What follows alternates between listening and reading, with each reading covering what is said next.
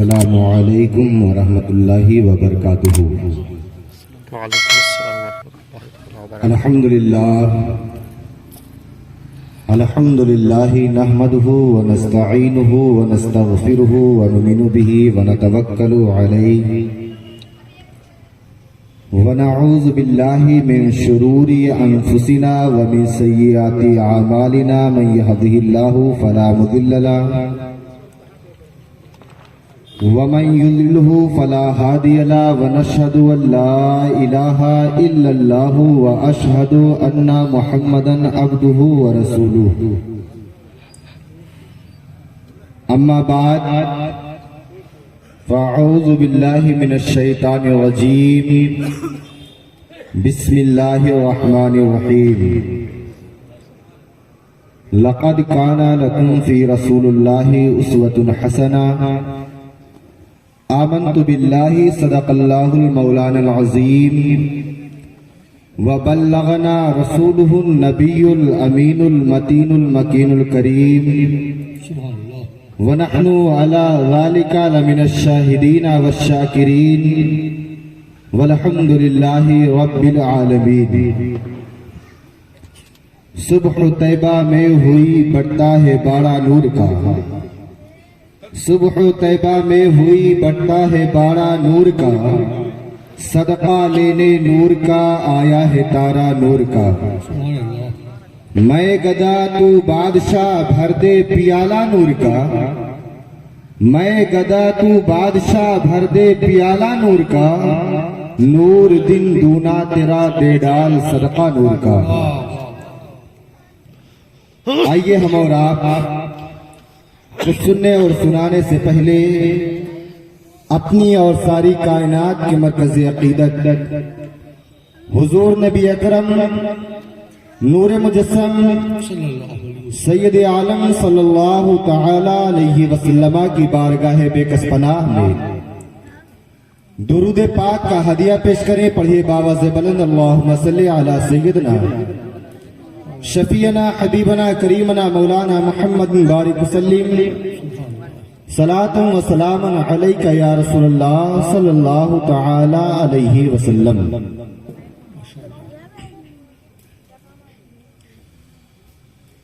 یقیناً ہم اور آپ لائق مبارکباد ہیں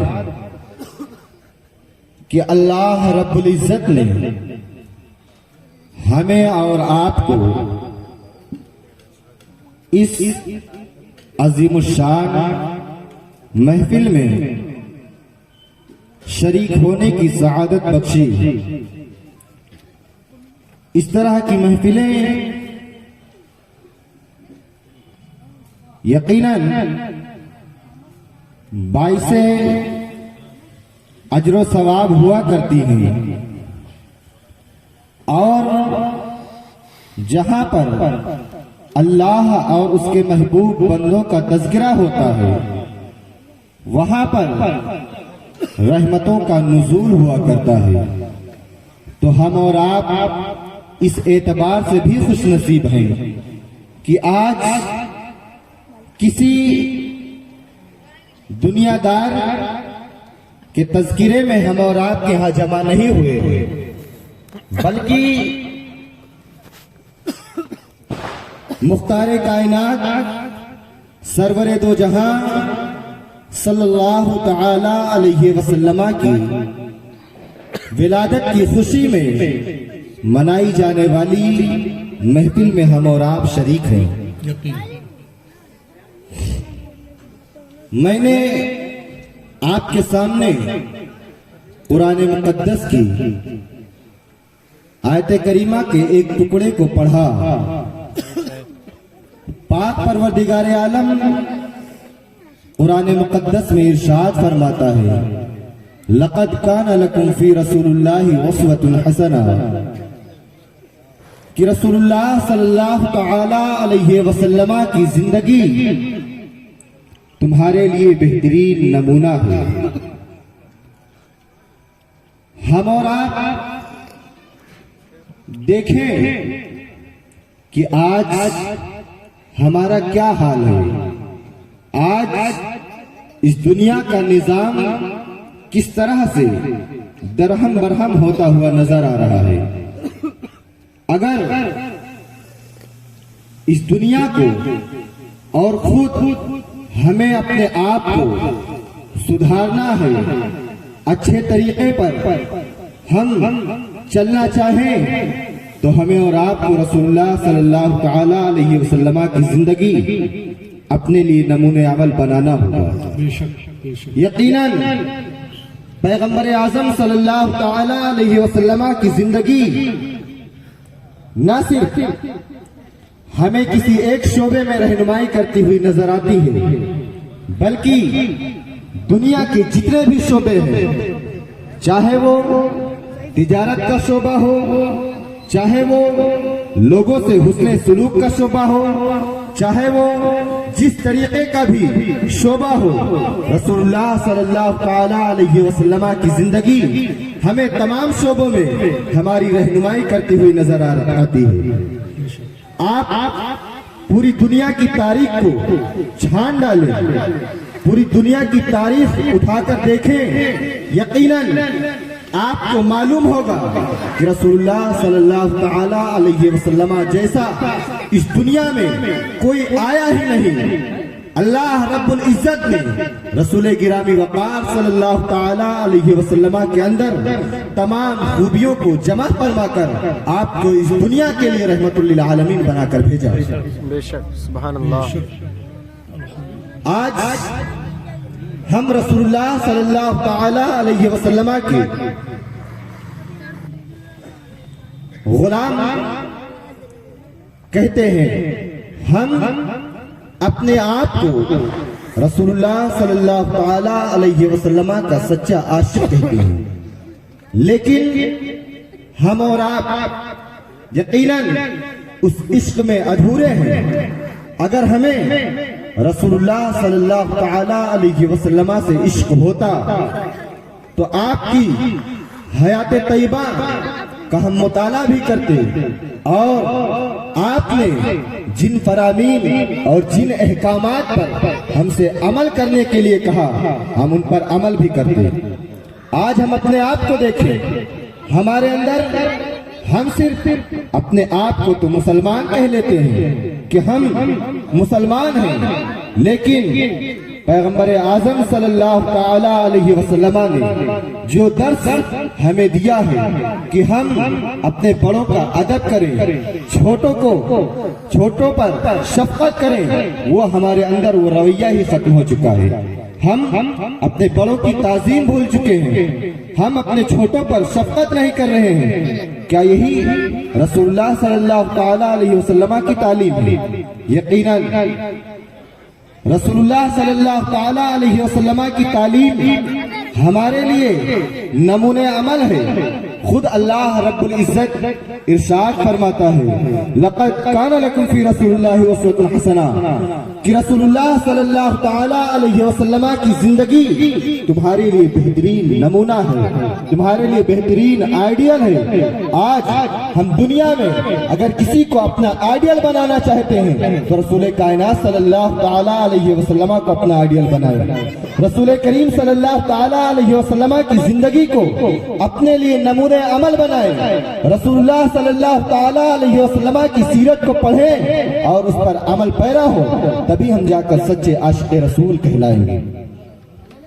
آج ہم اخلاقیات میں اتنا گر چکے ہیں، اتنی پستی کی طرف چلے جا رہے ہیں کہ آج ہم غیروں کے ساتھ تو کیا اپنوں کے ساتھ بھی اچھا سلوک، اچھا برتاؤ نہیں کر رہے ہیں، جبکہ اللہ کے رسول صلی اللہ تعالی علیہ وسلم کی زندگی اس سے برعکس نظر آتی ہے۔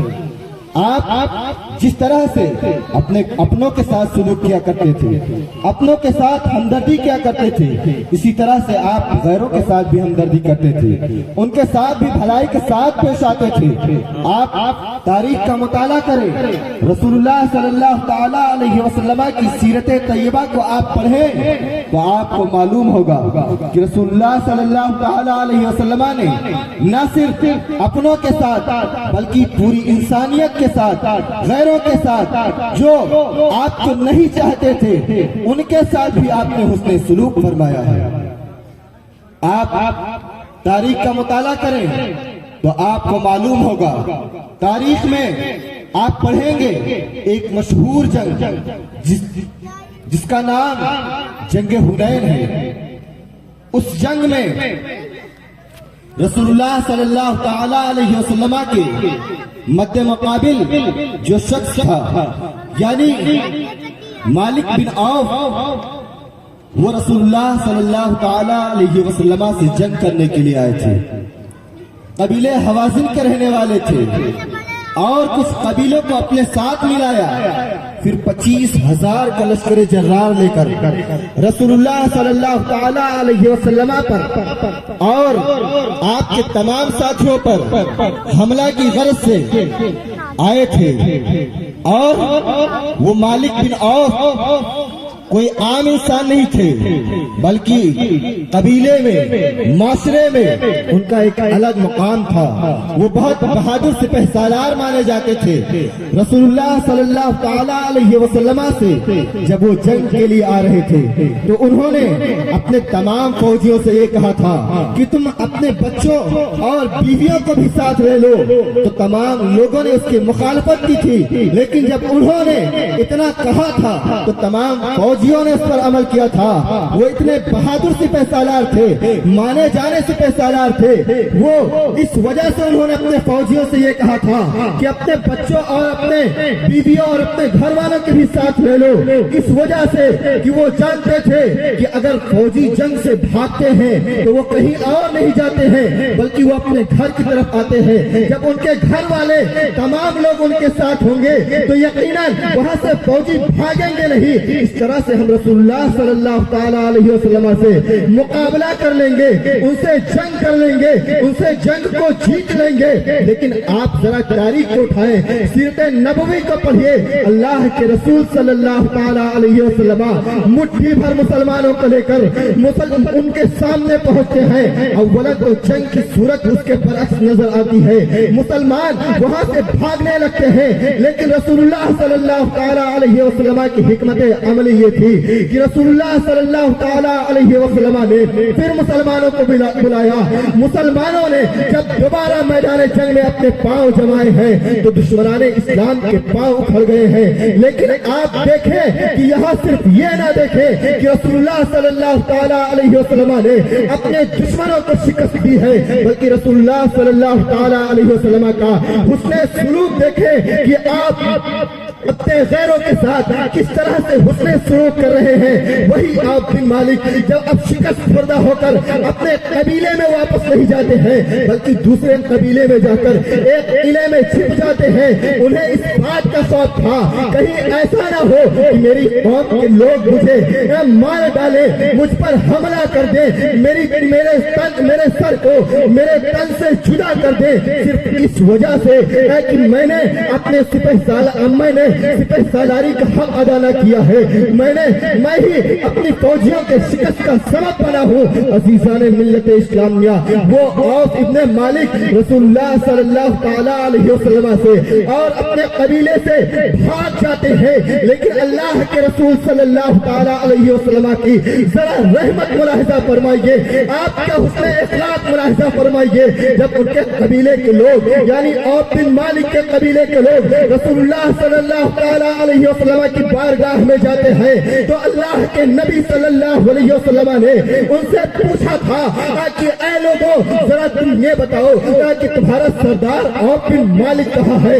تو لوگوں نے یہ بتایا تھا اے اللہ کے نبی صلی اللہ تعالی علیہ وسلم عوف بن مالک فلاں قبیلے میں فلاں قلعے میں چھپے ہوئے ہیں، انہیں اس بات کا ڈر ہے کہیں میرے قبیلے والے میرے تن کو میرے سر کو میرے تن سے جدا نہ کر دے، اس خوف میں وہ جی رہے ہیں۔ لیکن رسول رحمت صلی اللہ تعالی अलैहि वसल्लम ने जो फरमान जारी किया था औफ बिन मालिक के लिए, वो तारीख में गवाह है कि अल्लाह के नबी सल्लल्लाहु ताला अलैहि वसल्लम ने इरशाद फरमाया था, उनके कबीले के लोग जाओ औफ बिन मालिक के पास चले जाओ, उनसे कह दो कि वो पैगंबर आजम सल्लल्लाहु ताला अलैहि वसल्लम पर इस्लाम ले आए।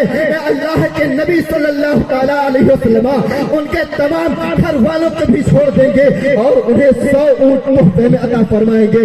आप जरा अंदाजा लगाएं कि कोई अपना दुश्मन अपने ऊपर तलवार से हमला कर रहा हो, लेकिन फिर भी अगर कोई माफ करता है, किसी के अंदर माफ करने की सलाहियत है, अगर कोई इतना अपना रहमत का बाजू फैला रहा है, तो वो कोई और नहीं है, हमारे आका जनाब मोहम्मद रसूलुल्लाह सल्लल्लाहु ताला अलैहि वसल्लम की ज़ात तैयबा। बेशक सुभान अल्लाह। तो यकीनन रसूलुल्लाह सल्लल्लाहु ताला अलैहि वसल्लम की जिंदगी हमारे लिए नमूने अमल है। आप देखें कि रसूलुल्लाह सल्लल्लाहु ताला अलैहि वसल्लम ने अपने ही नहीं बल्कि गैर को किस तरह से माफी का परवाना दिया, बल्कि माफी ही नहीं अता की बल्कि 100 ऊंट भी इनाम में दिए। कोई तारीख में ऐसा वाकया मिलता है, लेकिन हमारा और आपका क्या हाल है?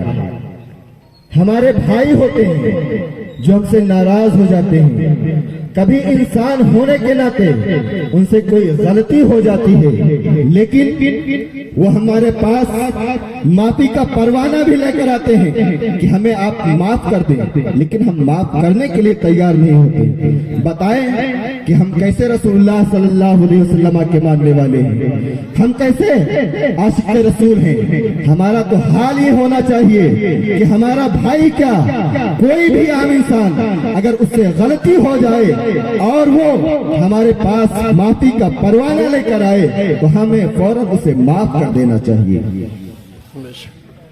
आप रसूलुल्लाह सल्लल्लाहु ताला अलैहि वसल्लम की सीरत तैयबा को पढ़ते चले जाएं, यकीनन रसूलुल्लाह सल्लल्लाहु ताला अलैहि वसल्लम की सीरत में ऐसे ऐसे वाकयात आपको मिलेंगे जो हमारे लिए यकीनन नसीहत आमेज होते हैं।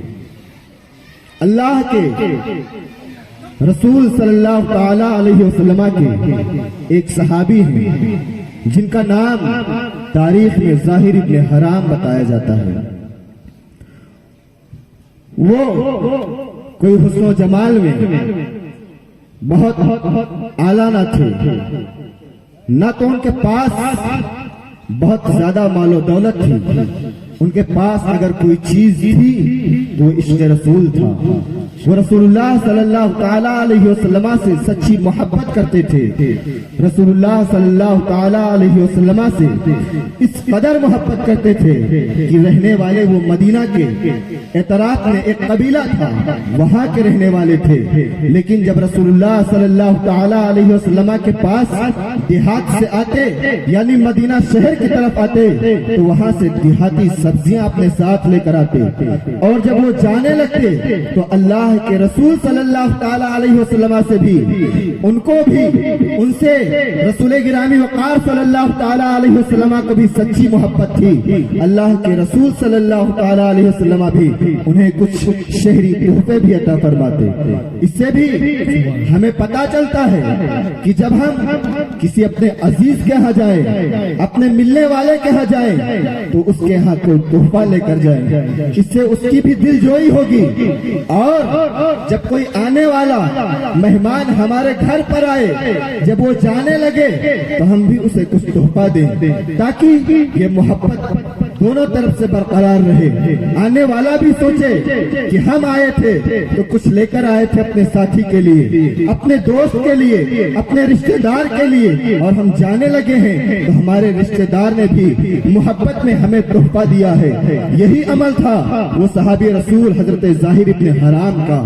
वो रसूलुल्लाह सल्लल्लाहु ताला अलैहि वसल्लम से कितना इश्क करते थे, आप जरा मुलाहिजा फरमाएं کہ آپ نے دیکھا ہوگا یا بچپن میں خود آپ نے کیا ہوگا کہ کبھی کبھی ایسا ہوتا ہے کہ جس سے ہماری پہچان ہوتی ہے، ہم جس سے بہت زیادہ محبت کرتے ہیں، جب ہم کبھی کبھی اس سے ملتے ہیں تو اگر وہ ادھر کو منہ کر کے کھڑا ہو تو ہم پیچھے سے اس کی آنکھوں پر اپنے ہاتھ رکھ لیتے ہیں۔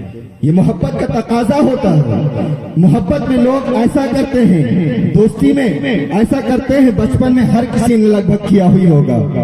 اللہ کے رسول صلی اللہ تعالی علیہ وسلم بھی اپنے غلام حضرت ظاہر ابن حرام سے اسی طرح سے محبت فرماتے ہیں کہ ایک مرتبہ وہ مدینہ کے بازار میں سبزیاں فروخت کر رہے تھے، اسی بازار میں آقا کریم صلی اللہ تعالی علیہ وسلم بھی موجود تھے۔ اللہ کے رسول صلی اللہ تعالی علیہ وسلم نے جب اپنے چہیتے صحابی حضرت ظاہر ابن حرام کو دیکھا تو آپ پیچھے سے جاتے ہیں اور ان کی آنکھوں کو اپنے ہاتھوں سے بند کر لیتے ہیں۔ حضرت ظاہر ابن حرام پوچھتے ہیں بتاؤ کون ہے؟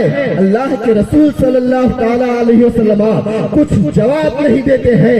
پھر اس کے بعد جب حضرت ظاہر ابن حرام نے اپنی آنکھوں پر ریشم سے زیادہ نرم ہاتھوں کو محسوس کیا اور مشک و عنبر جیسی خوشبو محسوس کی تو وہ فوراً سمجھ گئے یہ کوئی اور نہیں ہے بلکہ یہ اللہ کے رسول صلی اللہ تعالی علیہ وسلم ہے۔ عزیزان ملت اسلامیہ، اللہ کے نبی صلی اللہ تعالی علیہ وسلم اسی مدینہ کے بازار میں کہتے ہیں کون ہے جو میرے اس غلام کو خرید لے؟ حضرت ظاہر ابن حرام کہتے ہیں اے اللہ کے نبی صلی اللہ تعالی علیہ وسلم میرے پاس تو کچھ بھی نہیں ہے، نہ تو میں حسن میں یکتائے روزگار ہوں، میرے پاس حسن و جمال بھی نہیں ہے، نہ تو میرے پاس مال و دولت ہے، آخر مجھے خریدے گا کون؟ تو اللہ کے نبی صلی اللہ تعالی علیہ وسلم ارشاد فرماتے ہیں اے ظاہر ابن حرام تیرے پاس کچھ ہو یا نہ ہو، بس یہ ہے کہ تو اللہ سے محبت کرتا ہے، رسول اللہ صلی اللہ علیہ وسلم سے محبت کرتا ہے اور اللہ اور اس کے رسول تجھ سے محبت کرتے ہیں، یہی سب سے بڑا تیرا قیمتی سرمایہ ہے۔ عزیزان ملت اسلامیہ، آپ دیکھیں دنیا کا تاجدار شہنشاہ کونین تمام نبیوں کا سردار رحمت للعالمین اپنے غلاموں کے ساتھ کیسا حسن سلوک فرما رہا ہے، ان سے کیسی محبت فرما رہے ہیں، لیکن ہمارا کیا عالم ہے کہ ہمارے پاس چند پیسے ہو جاتے ہیں، ہمارے پاس کچھ دولت اکٹھا ہو جاتی ہے تو ہم اپنے رشتہ داروں کو چھوڑ دیتے ہیں، ہم اپنے چاہنے والوں کو ان سے قطع تعلق کر لیتے ہیں، بلکہ ہم ان سے بولتے تک بھی نہیں ہیں، یہاں تک کہ ہم غریبوں کو دیکھتے ہیں اگر وہ ہم سے سلام بھی کرتے ہیں تو ہم ان کے سلام کا جواب بھی نہیں دیتے ہیں۔ ذرا بتاؤ کیا یہی رسول اللہ صلی اللہ تعالی علیہ وسلم کی تعلیم ہے؟ کیا ہمیں رسول اللہ صلی اللہ تعالی علیہ وسلم سے اسی طرح کا عشق ہونا چاہیے؟ نہیں مسلمانوں، اگر ہم اپنی زندگی کو سنوارنا چاہتے ہیں، اپنی آخرت کو سنوارنا چاہتے ہیں تو ہمیں سچا عاشق رسول بننا پڑے گا، ہمیں اپنی زندگی کو رسول اللہ صلی اللہ تعالی علیہ وسلم کی سیرت میں ڈھالنا پڑے گا۔ اللہ رب العزت کی بارگاہ میں دعا ہے کہ مولا تبارک و تعالی ہمارے کہنے میں جو کچھ غلطیاں ہوئی ہو اسے اپنے حبیب صلی اللہ تعالی علیہ وسلم کی صدقۃ فعل معاف فرمائے اور ہمیں اور آپ کو رسول اللہ صلی اللہ تعالی علیہ وسلم کی سنتوں پر عمل کرتے ہوئے اس دنیا میں زندگی گزارنے کی توفیق رفیق عطا فرمائے۔ وما علینا البلاغ۔ السلام علیکم ورحمۃ اللہ وبرکاتہ۔ سبحان اللہ، سبحان اللہ۔